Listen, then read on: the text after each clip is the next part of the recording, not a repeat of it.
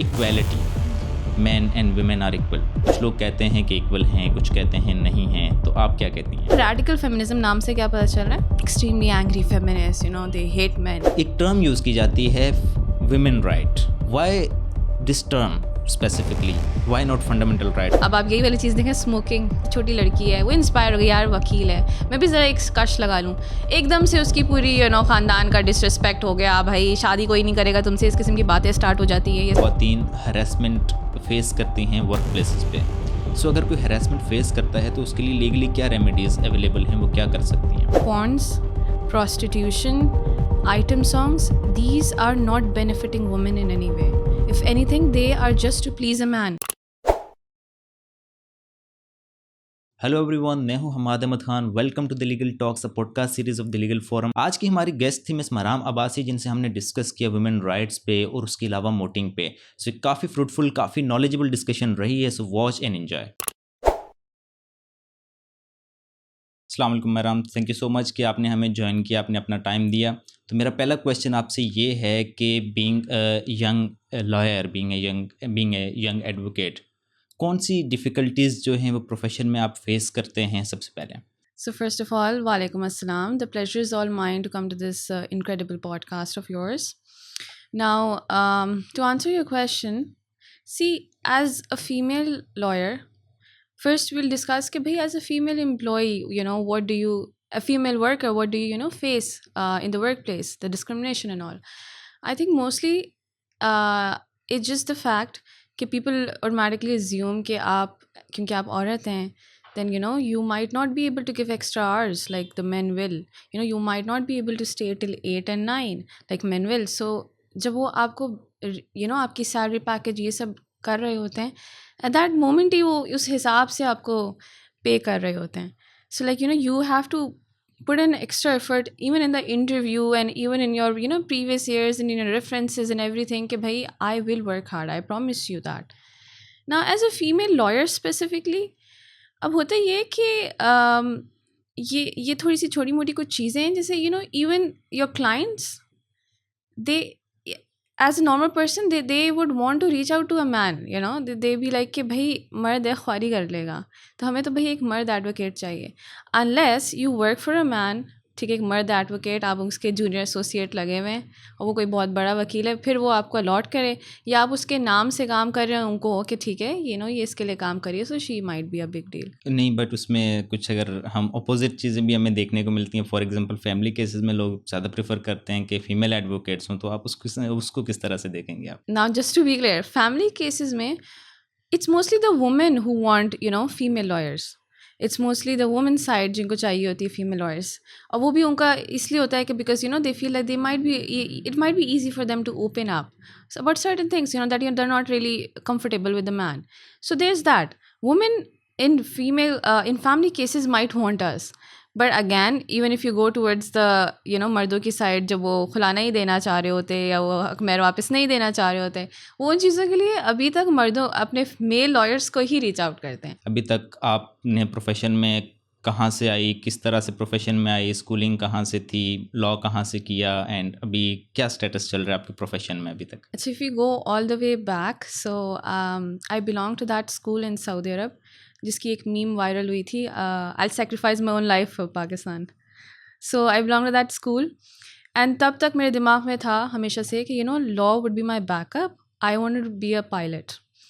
And जब मैं पाकिस्तान आई तो मैंने 1 साल लगा के पहले एविएशन के लिए अप्लाई किया, एंड उधर से पता चला कि उसी साल PIA का प्लेन गिरा था मलीर में.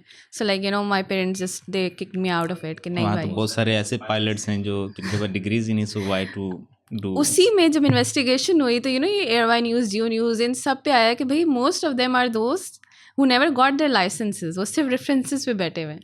सो फिर उसके बाद I started with the engineering and all that, but like I realize engineering, BBA, ये 2 चीज़ें मेरी बस की नहीं है, because I also didn't like maths, एक तो ये, एंड क्योंकि मेरा LLB बैकअप था ही, so I went for it as well. And मैंने सोचा था कि अगर ये मुझे समझ नहीं आएगा, लाइक मुझे नहीं पैशनेट लगेगा, I leave. But no, I actually liked it, and I felt कि जो वकालत में एक चीज़ है ना, अब आप जो भी कह लें, वकीलों को झूठा कह लें, बुरा कह लें, ठीक है, अगर आपको लगता है कि आप सोसाइटी में थोड़ा सा भी कंट्रीब्यूट करेंगे, थोड़ा सा भी, तो वो ये डिग्री है जिससे आप कर सकते हैं. And no offence to other degrees, जैसे डॉक्टर की डिग्री हो गई, ये बड़ी नफीस डिग्रीज़ हैं, बहुत सीधी सादी अच्छी रिस्पेक्टफुल डिग्रीज़ हैं. The most they can do is खिदमत. They can not change society, they can not change the world.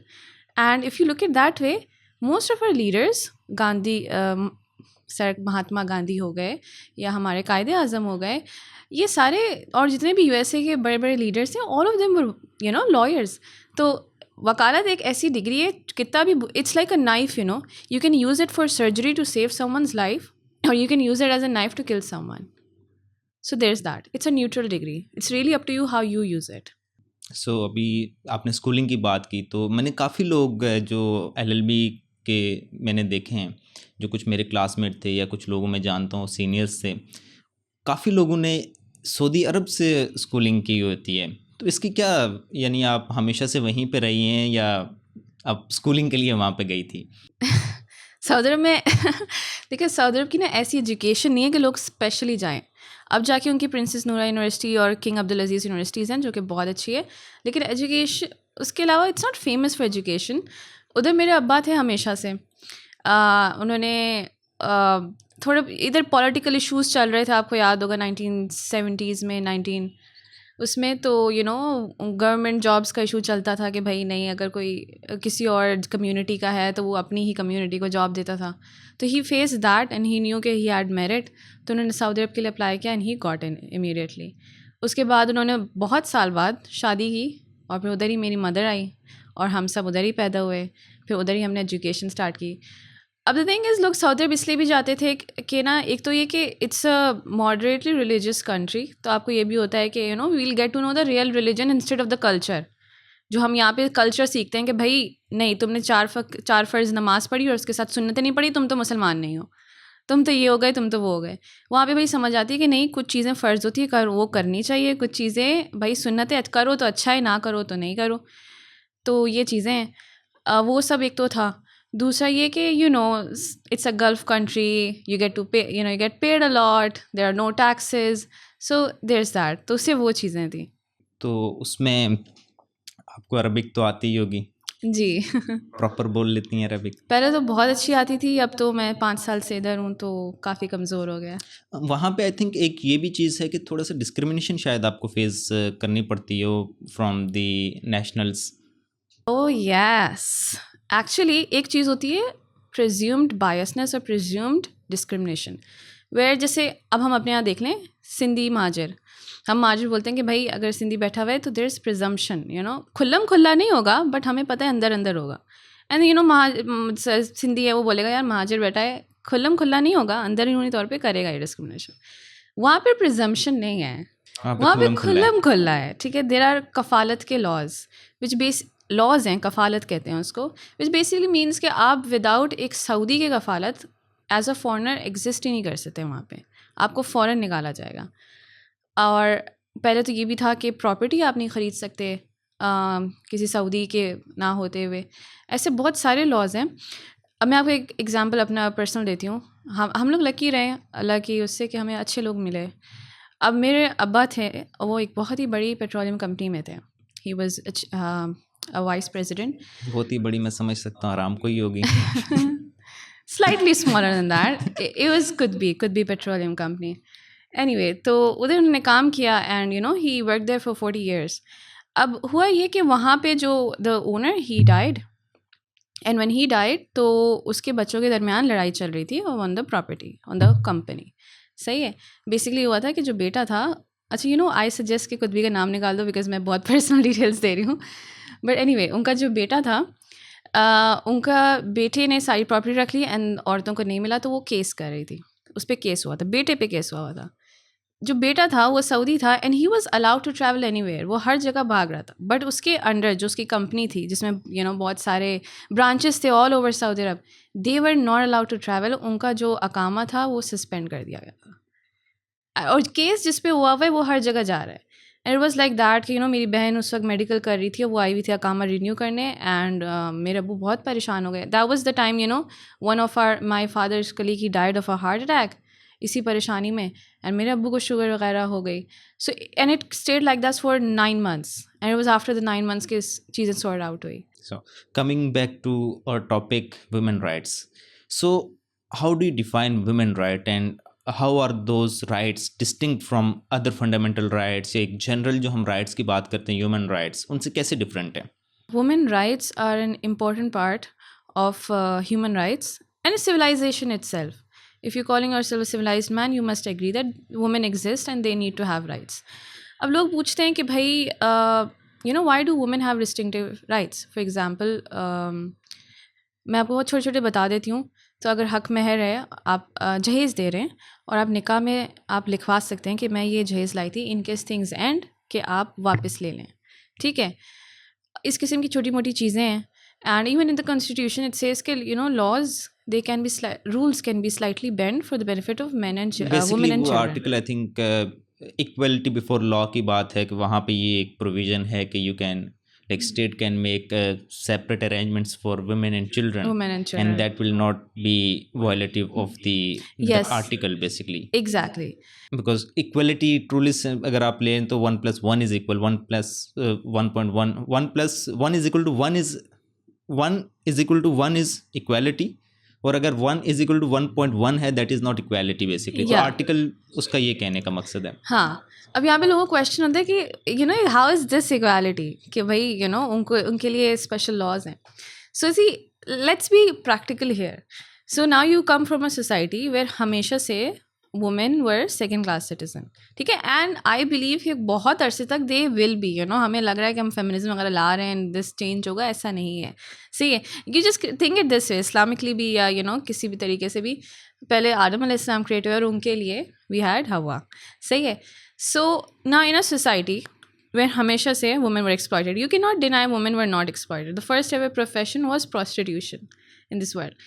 And अब हमेशा से औरतें अगर इतनी नीचे रही हैं to an extent where there was no right to vote, ठीक है, there was no right of education, no right of keeping a bank or property इतने अरसे तक. अब जब हमेशा से रही हैं तो आप एकदम से फेमिनिज्म ला के बोलें इक्वालिटी एंड दस इक्वल राइट्स, वो वापस ऊपर नहीं आ जाएंगी. क्योंकि through that thousands of years they have suffered. उन्होंने ना कल्चर भी अब ऐसा बना दिया है. तो अगर आप राइट देंगे भी ना तो वो कल्चर जो है उसको एक्सेप्ट करने में बहुत टाइम लगेगा. तो उसके लिए क्या करते हैं, जब एक पोजीशन इतनी नीचे होती है किसी की तो आप उसको एक एक्स्ट्रा कहीं पे प्रिविलेजेस देते हैं कि by some years they will become equal. And that's called equity, that's called fairness. नहीं, मेरा क्वेश्चन का basically very nice answer, but मेरा क्वेश्चन ये था कि हम टर्म यूज़ करते हैं वुमेन राइट. ठीक है, अक्सर जो वुमेन राइट के एडवोकेट्स जो कि ज़्यादातर फीमेल ही होती हैं, कुछ मेल भी होते हैं, होना चाहिए ज़्यादा को बल्कि, तो एक टर्म यूज़ की जाती है women right. Why this term specifically, why not fundamental rights? अगर मैं किसी की बात करूँगा तो मैं कहूँगा कि मैं फंडामेंटल राइट्स को एडवोकेट कर रहा हूँ, both for male and female. So why to create a separate category for that? Say, Hamad, how long have fundamental rights existed? Fundamental rights जो अभी हमारे पास एग्जिस्ट कर रहे हैं वो तो हमारे कॉन्स्टिट्यूशन में 1973 से, और उससे पहले भी हमेशा से एग्जिस्ट करते थे. एम्पायर्स आती थी, उनके हिसाब से जो उनकी सोसाइटी में फंडामेंटल राइट्स होते थे वो मिलते थे हमेशा से. वाई इज़ दिस कि फिर भी औरतें नीचे रहीं? फंडामेंटल राइट्स तो थे ना मर्द औरत दोनों के लिए. औरतें तो फिर भी पीछे रहीं. अभी तक एजुकेशन में पीछे हैं, जॉब मार्केट में पीछे हैं, वुमेन अब्यूज़ में इतना पीछे हैं to an extent where 1 out of every 7 women have faced domestic abuse, sexual abuse. इसकी तो बात ही नहीं कर रही मैं. तो फिर क्यों था अगर फंडामेंटल राइट्स एग्जिस्ट करते थे? Because in a society, again this is very general bye the way, not specific, हमेशा से होता है कि पहली चीज़ मर्द को मिली और अगर कुछ बचा तो वो औरत को. When you specifically specified that these are the women rights and they will not be shared, that's when they start to get some importance. So what is right basically? क्योंकि कॉन्स्टिट्यूशन में हमारे पास चंद एक आर्टिकल्स हैं, article 8 से 28 तक. But जब हम rights की बात करते हैं तो यूनिक किस्म के राइट्स निकल के आते हैं, चाहे वो, I am not talking about women only कि उनके क्या राइट्स हैं, बट इन जनरल जिससे पूछो ये भी मेरा राइट है, वो भी मेरा राइट्स है. सो how do you define rights, और कितनी वहाँ उनकी लिमिटेशन कहाँ तक है, कहाँ तक आपके राइट्स जाते हैं? सही ना, कहाँ तक राइट्स जाते हैं? सो सी लीगली तो कॉन्स्टिट्यूशन में लिखे हुए हैं, और वही वाली चीज़ होती है जैसे हर लॉ होता है कि जैसे जैसे केस लॉ आता है सुप्रीम कोर्ट का या किसी का, वो थोड़ा डेवलप कर देता है कि भाई ये चीज़ भी इसके अंडर आता है, ठीक है। अब मैं आपको एग्जांपल दे देती हूँ। Now there was this case of Supreme Court, I think 17599/2018, बड़ा इंपॉर्टेंट केस है। उन्होंने कह दिया कि भाई जो राइट टू लाइफ है ना औरतों का, इसके under constitutionally vested reproductive rights भी है औरतों के। तो एक डेवलपमेंट आई, वरना कहाँ हम लोग तो समझते हैं हो तौबा भाई क्या औरत का तो रिप्रोडक्टिव राइट, ये किस किस्म की बात है। तो ऐसे करके ये डेवलप होते रहते हैं। अब आप नेचुरली एक नेचुरल सोसाइटी में नेचुरल लॉ के हिसाब से बात कर रहे हैं राइट्स की कि भाई कहाँ तक जाते हैं। ये सोसाइटी एक जगह पे स्टक नहीं रहती, ये डेवलप हो जा रही है। जैसे जैसे ये डेवलप होती जा रही है, ये नए नए राइट्स ला रही है, सिर्फ औरतों के लिए भी नहीं, ये नहीं कि औरतें ही हो रही हैं, मर्दों के लिए भी राइट्स आ रहे हैं। For example, let's take an example of the recent development we've had. Like you can see in this 50 years there is this development के वुमेन राइट्स में वो औरतें भी शामिल हो जाती हैं जो सर्जिकली अपने आप को चेंज कराती हैं। अब ये सोसाइटी चेंज 50-60 years में आया है, उससे पहले तक people did not agree with that. However it's still developing, अभी भी ये बहुत नया है। तो देयर पाकिस्तान में तो अभी तक नहीं है आई थिंक। हाँ, पाकिस्तान में अभी तक नहीं है। If you try to construe it legally, what's the definition of a woman? What's the definition of women, अभी तक आई थिंक के लॉ में तो डिफरेंट लॉज के डिफरेंट पर्सपेक्टिव्स हैं। क्रिमिनल लॉ में तो there is no distinction between man and women. बाकी लॉज के आई डोंट नो, मैंने डेफिनेशन इतनी गहराई में देखी नहीं है अभी तक। So how do you define that?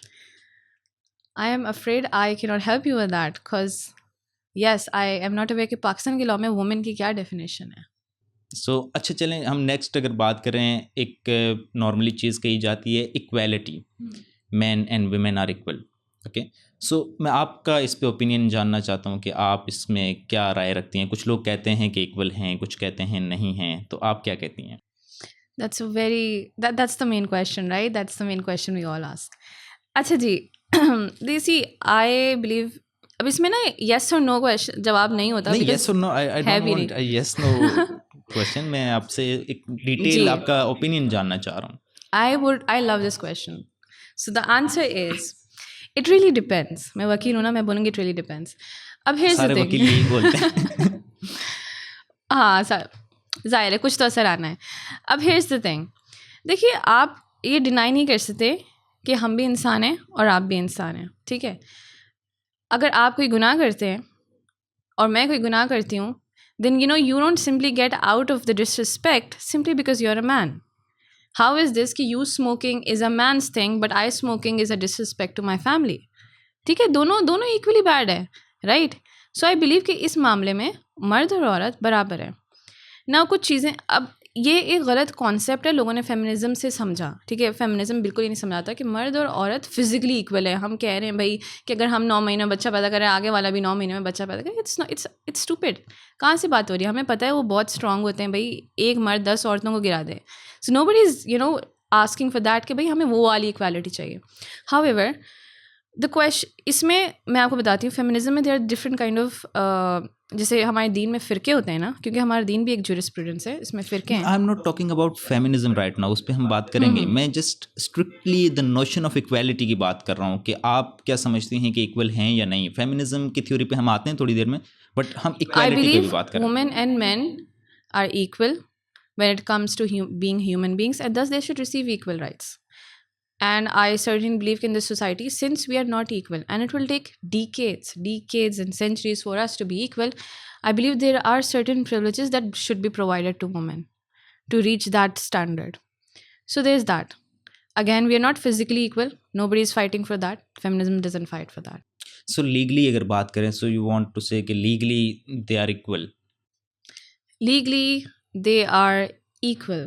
और अगर मैं कहूँ कि वुमेन को लॉ में थोड़ी ज़्यादा जो प्रायोरिटी दी गई है, देन व्हाट? हाँ, वो जो एक लॉ लिखा हुआ है कि लॉज कैन बी बेंट, उसमें ही मर्दों को कुछ ना कुछ इश्यूज होता है ना। I don't have any issues with that. मैं just we are talking about equality. तो मैं उसमें ये बहुत सारी चीज़ें हैं, जैसे कि बेल के लॉज, यानी अगर बेल का एक ग्राउंड ये है कि अगर कोई वुमेन है और वो 6 महीने जेल में है तो उसको बेल मिल सकती है, और अगर अभी ट्रायल पेंडिंग है। वहीं पे जो मर्द है वो 1 साल अगर है तो there is difference double twice.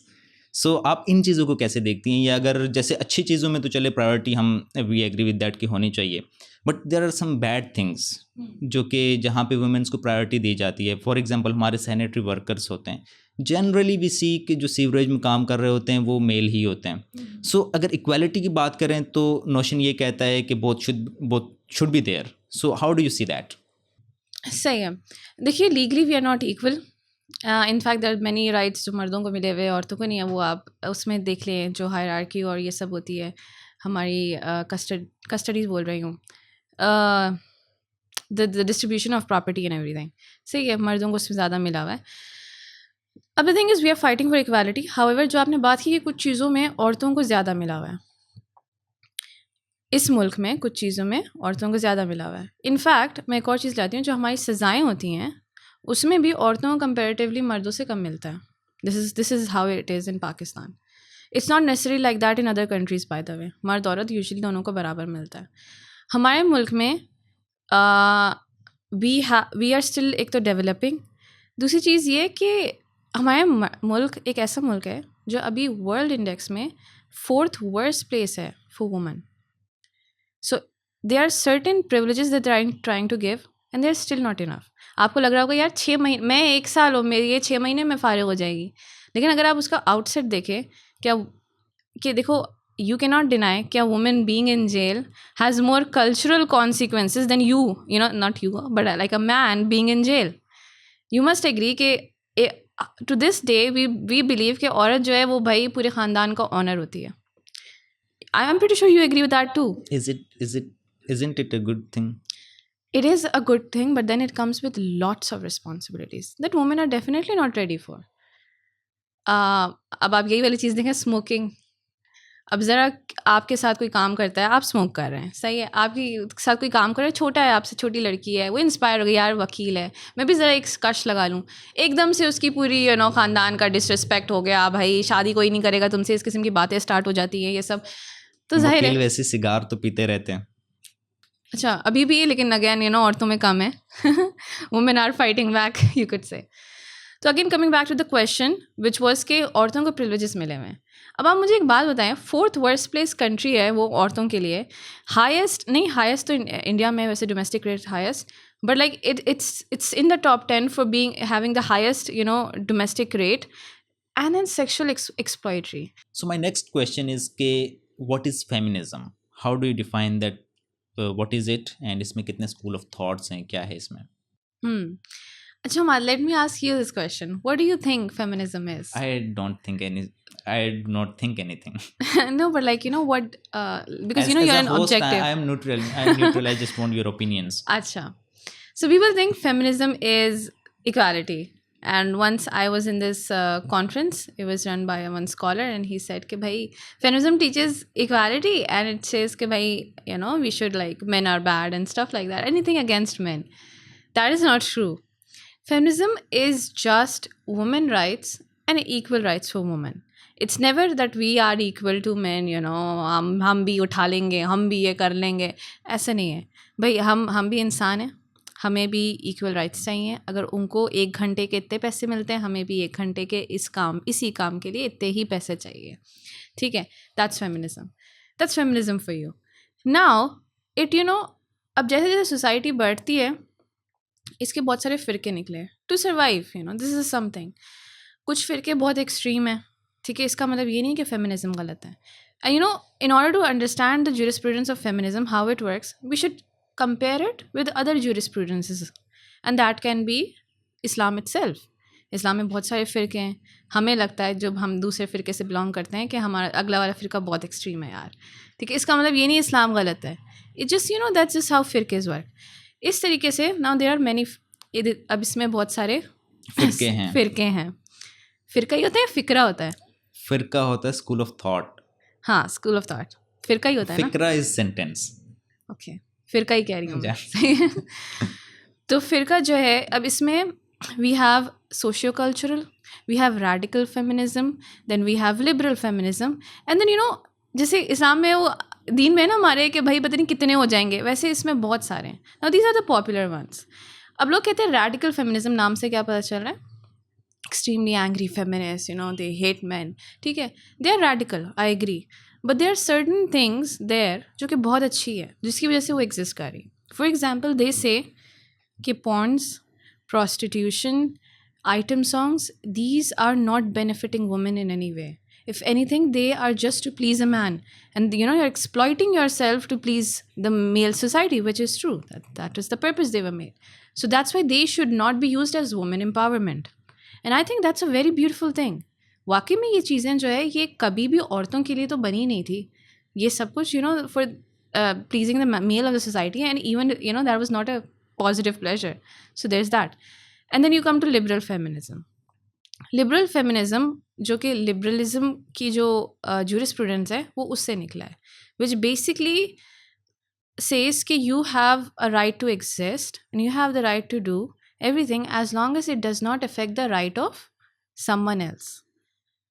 तो अब liberal feminism में थोड़ा सा इशू मैं अपनी पर्सनल इसमें वो दे रही हूँ, कुछ लोगों को ये चीज़ें सही लगती होगी कि भाई लिबरल फेमिनिज्म में थोड़ा सा ये आ जाता है कि भाई the LGBTQ community, which I think is a different topic, but like उसमें जो द ट्रांसजेंडर्स होते हैं जो कि खुद अपने आप को ट्रांसफॉर्म करते हैं, they are equal women and they should have equal rights and thus they should be included in sports of women. Olympics जो होती हैं उसमें भी इंक्लूड हों, विच इज़ रॉन्ग. बड़ा एक डिबेट चल रहा है. Yes, which is wrong. The purpose, the first reason औरत और मर्द को अलग रखा था was because of the strength. And जब एक मर्द 14 साल की उम्र के बाद या 16 साल की उम्र के बाद अपने आप को बदलता है, उसके लंग्स, उसका सब कुछ डेवलप हो चुका है. इट्स नॉट लाइक वो हार्मोन पिल्स लेने के बाद वो श्रिंक हो जाएगा वापस औरतों की तरह, थोड़ा सा कमज़ोर हो जाएगा, ऐसा नहीं होगा.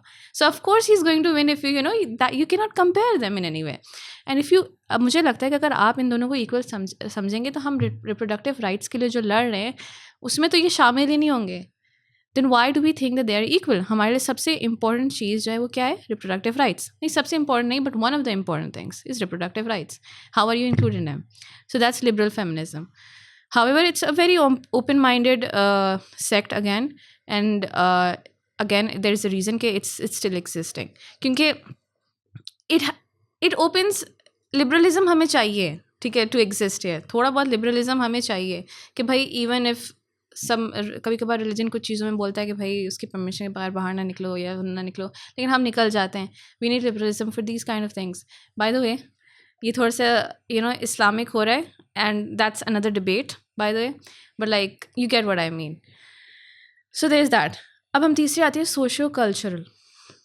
अब वो उनकी भी एक बहुत अच्छी बात लगती है मुझे. उनका बेसिकली ये कहना है कि जो हम लड़ रहे हैं ना इक्वालिटी के लिए, जिस सोसाइटी में हम इक्वालिटी के लिए लड़ रहे हैं, ये सोसाइटी स्टार्टिंग से बनी ही मर्दों के बेनिफिट के लिए. इसमें हम कैसे इक्वालिटी हासिल कर सकते हैं? तो for example they are like the 9 to 5 hours. A man has the strength to do 9 to 5 hours. A woman has many things, they have hormonal issues, they have cycles वगैरह. How will a woman fight for 9 to 5 hours and then be like कि मुझे उतनी ही पे चाहिए? if anything उनकी तो effort और जारी होती है. एंड देन स्टिग्मा इतना होता है कि getting out of the house you have different things you need to take care of. So हम कैसे एक ऐसी सोसाइटी जो डेवलप ही मर्दों के लिए हुई हो उसमें हम बराबरी मांगें? तो the society either needs to change और women should ask for different rights, which I think is pretty it's not wrong. So अभी अपने लिबरल फेमिनिज्म की बात की तो उससे मुझे एक चीज़ याद आई. एक US की जज थी जो कि सेनेट कमेटी के सामने उनको पेश किया गया था. उन्होंने एक रेप कन्विक्ट को विमेन जेल में एज प्रिजनर भेज दिया because he was transgender. He was identifying himself और हरसेल्फ व्हाटएवर टू से एज वुमेन, जो कि वो फिजिकली नहीं था. तो how do you see that? I am totally against the fact. देखो, now you think transgender women should exist or not, that's a different debate. And even if I think they exist, which I think chalo they should exist, not my thing, lekin they should exist chalo, but even then they're not equal women. they're not equal to a woman. आपने जो चीज़ बचपन से face नहीं की, आपने जो stigma बचपन से फेस नहीं किया, आप कैसे इक्वली वो वाले हक मांग सकते हैं एक पॉइंट के बाद? हमारा मेन इशू जब हम मर्दों से जब भी इक्वालिटी मांगते हैं वो ये आ जाता है कि भाई आप फिजिकली कर सकती हैं जो आप ये सब मांग रही हैं, ठीक है, जब वो कर सकते हैं वो चीज़ फेस ही नहीं कर रहे, आप कैसे वो इक्वल। और ये जो रेप वाली बात है ये, वो ऑलरेडी एक रेपिस्ट था, ठीक है, या थी, जो भी है। नहीं था, आई थिंक था। अच्छा वो रेपिस्ट था, आपने उसको वुमेन उसमें ही डाल दिया। And you know these senators they are not dumb, they know what they are doing. एक मसला ये भी होता है कि ये इतने बड़े पैमाने पे liberalism, not liberal feminism but liberalism इतना बड़े पैमाने पे फैल रहा है, एंड वो कल्चर इतना फैल रहा है कि even if you don't agree with it you do these things, you know, कि हम मीडिया प्रेशर में ना आ जाएं, हम लोगों की नज़र में ना आ जाए, हम कैंसल कल्चर में ना आ जाए। So there is that. So ये कहना क्या दुरुस्त होगा कि आप इक्वालिटी ये नहीं चाह रही कि इक्वल फुटिंग दी जाए, जिस तरह से आप बात कर रही हैं कि यहाँ पे कुछ फेसबुक वगैरह पे फ़ोटोज़ नज़र आ रहे होते हैं कि एक बच्चा जो है उसको ज़ाहिर कद में छोटा है, एक दीवार बनी हुई है एंड 2-3 लोग खड़े हैं जो कि लंबे कद के हैं और बच्चे को भी उस फ्लोर पे खड़ा करते हैं। That is not equality. Equality ये है कि आप उसको ग्राउंड को आप थोड़ा सा, उसको वो ग्राउंड दे जिससे वो इक्वल पोजीशन पे आए। पोजीशन पे आ जाए। Yes, and you know once that happens, which will happen in centuries by the way, कि वो इक्वल फुटिंग पे आ जाए, that's when, you know, society keeps changing laws, they keep, you know, revolving, so that's when you can evolve and then, you know, take back the privileges. अच्छा, next important thing to discuss is harassment. अक्सर जो है वो ख़वातीन harassment face करती हैं work places पे। सो अगर कोई हैरेसमेंट फेस करता है तो उसके लिए लीगली क्या रेमेडीज़ अवेलेबल हैं, वो क्या कर सकती हैं? So this is a good question. Workplace harassment is actually a really major issue, of course, क्योंकि अब जब औरतें वर्क फोर्स में आ रही हैं तो harassment हर किस्म की हो रही है. Now we have a special tribunal for this in Pakistan, which is known as Federal Ombudsman Secretariat for Protection Against Harassment for Women. इसके अंदर बहुत लिस्ट ऑफ लॉज है, the famous one being protection of women against harassment at work place.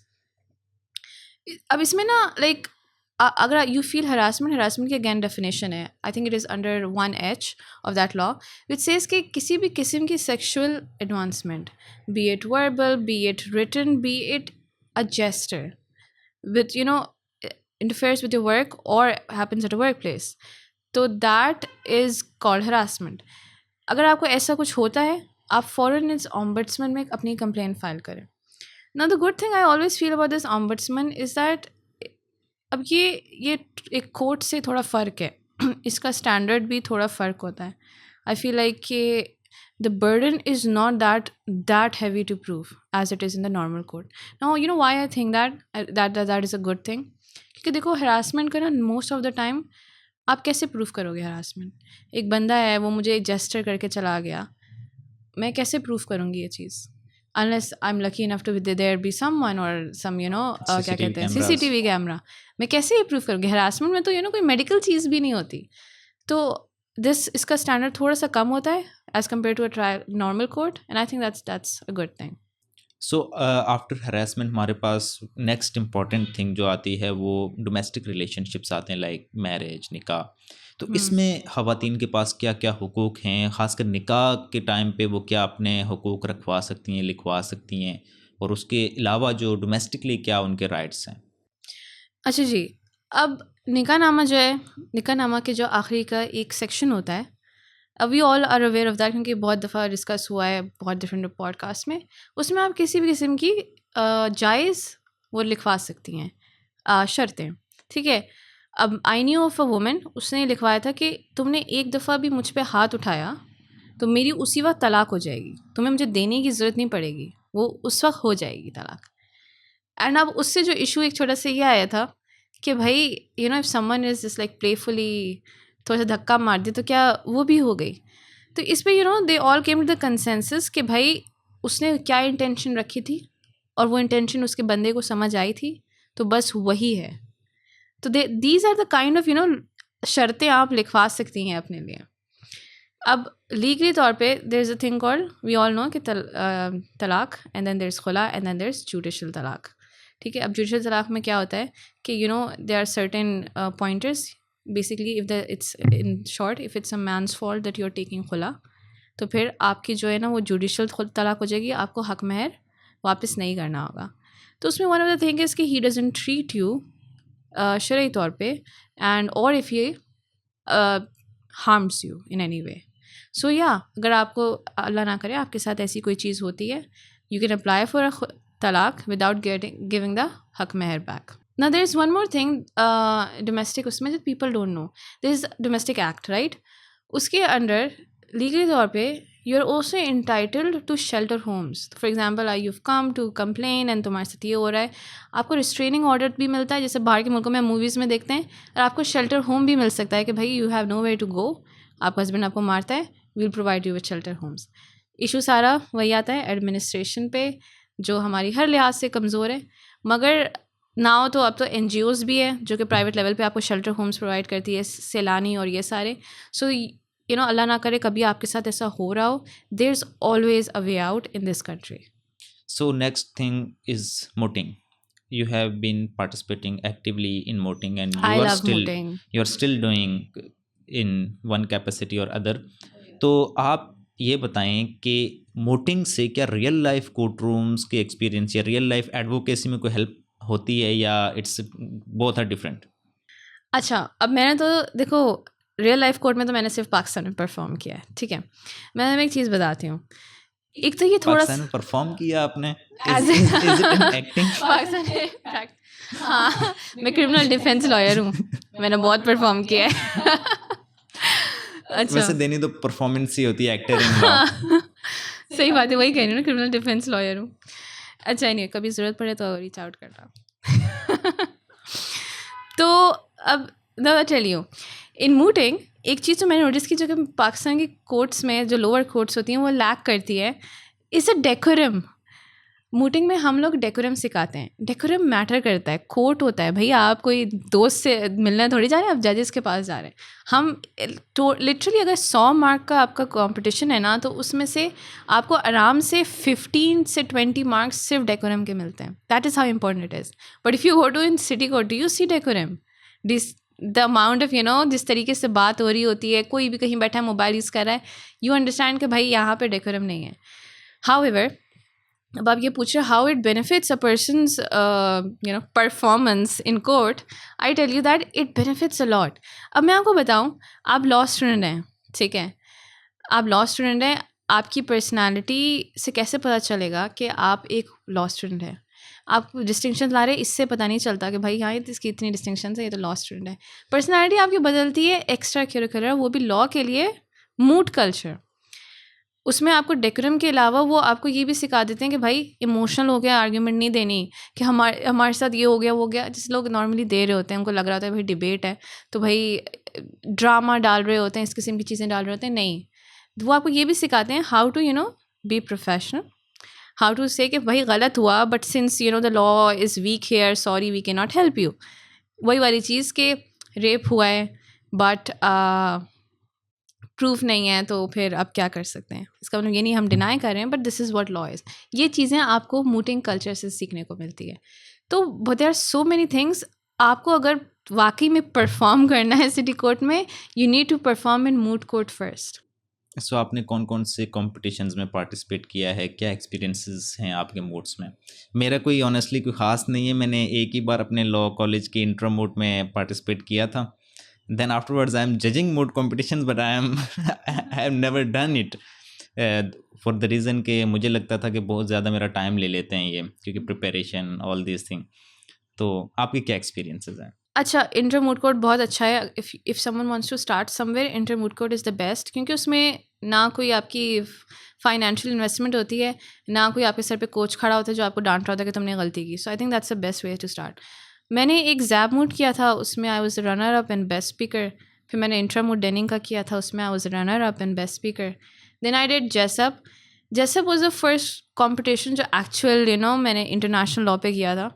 और मेरी उस वक्त ऐसी हालत थी जब मैंने स्टार्ट किया था सिलेक्शन के लिए, I was like it's international law. International law में पार्लियामेंट नहीं होती, like some supreme court something जो बोलती है होगा तो ये होगा। And I was informed there is no parliament. भाई क्या हो गया इंटरनेशनल लॉ का मसला? या there treaties and they are just courts जिनके डिसीजन सिर्फ उन्हीं पार्टीज़ पे आप इम्प्लीमेंट कर सकते हैं जो पार्टीज़ गई थी, और actually you can not implement, आप फोर्स तो कर ही नहीं सकते। There is no police scene और administrative scene, the only way you can in international law impose you just something, can request, I think. actually the way to impose is कि बाकी जो जैसे अगर समझो पाकिस्तान में कुछ इम्पोज कराना है तो बाकी जितने भी मेंबर्स हैं ना यूएन के या कहीं के भी वो उसको प्रेशराइज करें कि you know if you don't listen हम अब आपका जो है आपसे ये रिलेशन ख़त्म कर रहे हैं, हम आपसे वो कर रहे हैं, सैंक्शंस लगें and that's the only way you can impose and that is one of the reason कि इस्राइल पे कोई चीज़ इम्पोज नहीं हो पाती because it has a very good US backing which does not pressurize it. सारे उनके रिलेशन सब चल रहे हैं. Anyway so going back to the mooting culture. Jessup में I participated. It was I think मुझे ऐसा लगता है जेसप ने मैंने बहुत जल्दी कर लिया. I should have picked up another moot. Although we won and to be fair it was a very good team. मेरी टीम मेम्बर्स बहुत अच्छे थे. We were national champions. It was all good. But उसके ना उस वक्त जो मेरी ख़राब हुई है ना ability to concentrate and the anxiety वो मुझे काफ़ी महीने रही. So that's how you know it affects you. उसके बाद मैंने ऑक्सफोर्ड किया था which was Oxford Price Media and we were in the top 10 teams in the entire South Asia, and then we eventually represented South Asia in the international rounds. So that's my mooting so far. I'm also now a moot coach and a moot manager for the school that I studied in. सो आपको क्या लगता है students को जो है वो अपनी education पे, लॉ स्कूल की एजुकेशन पे ज़्यादा फोकस करना चाहिए या फिर मोटिंग पे ज़्यादा ध्यान देना चाहिए? सी अब ये चीज़ मैं हमेशा अपने वर्कशॉप जब मैं कंडक्ट कराती हूँ मैं समझाती हूँ कि भाई आप लोग लॉ स्टूडेंट्स हो, लगो लॉ स्टूडेंट्स. क्या तुम लोग किताबें खोल के डिस्टिंक्शंस पे डिस्टिंक्शंस ला रहे हो? मुझे एक बात बताओ कितनी डिस्टिंक्शंस पे तुम्हारी स्कॉलरशिप्स आ जाएगी? I am not even kidding. In states like US, Canada, आपकी मूटिंग कल्चर से इतनी जितनी स्कॉलरशिप्स आती है उतनी डिस्टिंक्शंस पे नहीं आती क्योंकि डिस्टिंक्शन का rate again is very high as compare to people taking part in moots. Now आप आए हो लॉ स्टूडेंट में, आपको कनेक्शंस बनाने हैं, आपको नेटवर्क करना है, आपको एबिलिटी टू रिसर्च, ड्राफ्टिंग, ये सब सीखना है. तो फिर आप मूटिंग की तरफ आओगे. इसी से हो सकता है, किताबों से नहीं हो सकता. अब मैं दूसरी आपको ये चीज़ बताती हूँ. अब आप किसी भी LLM जिस बंदे ने किया है, ठीक है, मास्टर्स किसी भी चीज़ में मास्टर्स, उससे आप पूछे कि how now after your masters how are you any different than how you were in your bachelors. He will be like I have an ability to research, I can draft anything, I can make an argument on anything. मेरी advocacy and I am approachable. I can talk to anyone. That's the only difference. वरना क्या है? उसके अलावा तो modules ही हैं ना LLM में. और क्या है? That's the thing that we teach in moots. Ability to talk to anyone. आपकी advocacy तो clear हो ही जाती है. Ability to research on any topic. And lastly, आप कुछ भी draft कर सकते हैं. So अगर आपको वो level चाहिए ना, masters के students वाला level, आप मूटिंग करते हैं. सो माय लास्ट क्वेश्चन या सबसे अहम क्वेश्चन, क्या आप हमारे व्यूअर्स को रेकमेंड करेंगे कि ये चैनल सब्सक्राइब करें? मैं टोटली रिकमेंड करूँगी as long as Hammad pays me around 3-4 lakhs. I am just kidding. नहीं I am so pleasure to be here. Honestly it's a very good podcast और मैंने इनकी वीडियोज़ देखी हैं. They always try to aware the students of the current situations and law and I think this is something you all we all lack कि भाई awareness, and I think he's doing a really good job. You should definitely, guys, please subscribe. Thank you very much. Yeah, thank you. It's all my pleasure. So viewers, अगर हमारी नहीं सुनते इन्हीं की सुन लें, subscribe कर लें. So मिलते हैं नेक्स्ट वीडियो में, तब तक के लिए अल्लाह हाफिज़.